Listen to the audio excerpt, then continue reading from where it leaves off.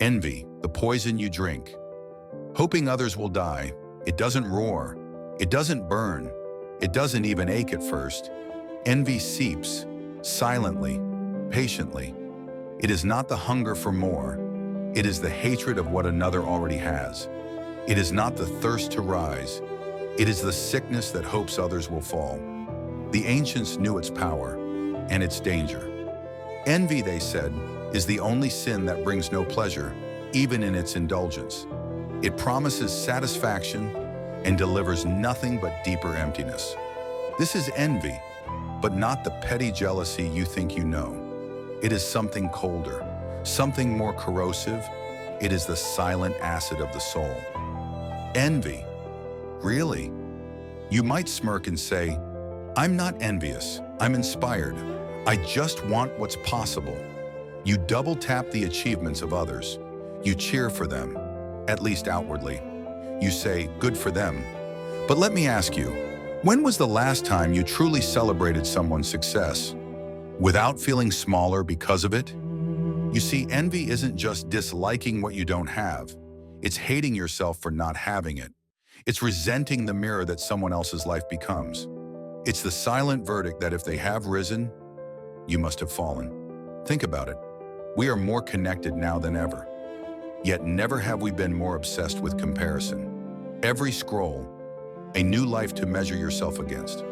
Every achievement you witness, a silent accusation against your own. Every beauty, every success, every happiness displayed.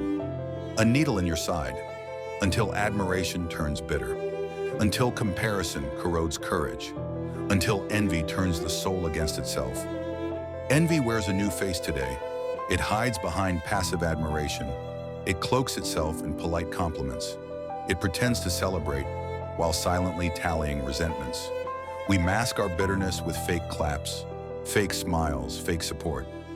But underneath, a quieter story runs. Why them? Why not me?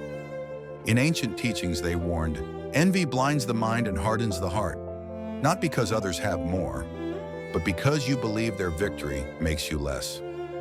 One philosopher wrote, he who envies signs a treaty of war against himself, because the real battle of envy is not between you and another.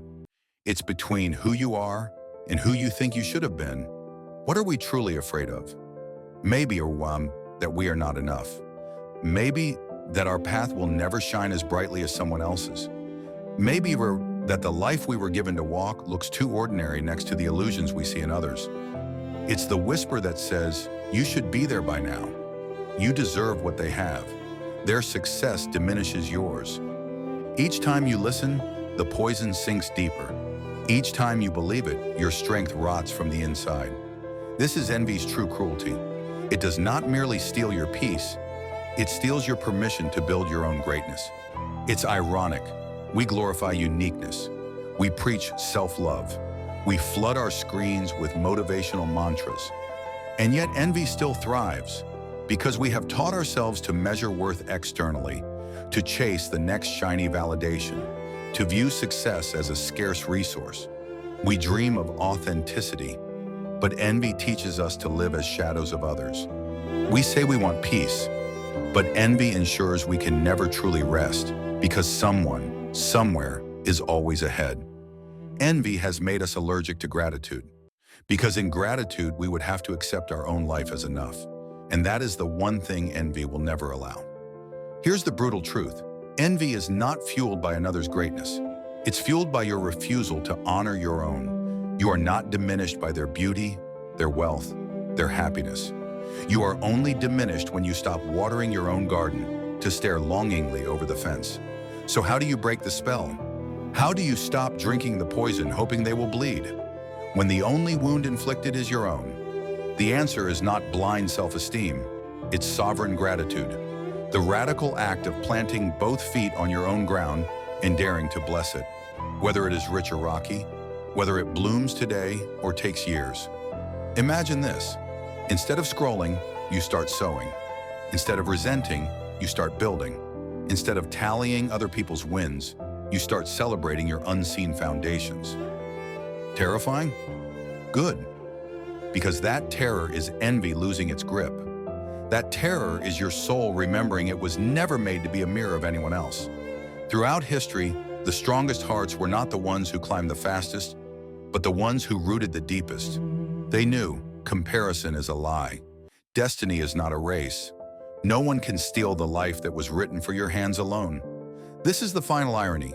To defeat envy, you don't need to have more. You need to see more in what you already have. You must bless the soil under your feet, even while others are feasting in castles. Waiting for the life you already had permission to live, but you don't have to accept that. You can choose to wake up, to close the tab, to silence the scorecard, to breathe life back into your own story. Because the opposite of envy is not pride, it's sovereignty, it's quiet gratitude, it's radical presence, it's becoming unshakable. Not because you won the game, but because you realized you were never playing their game at all.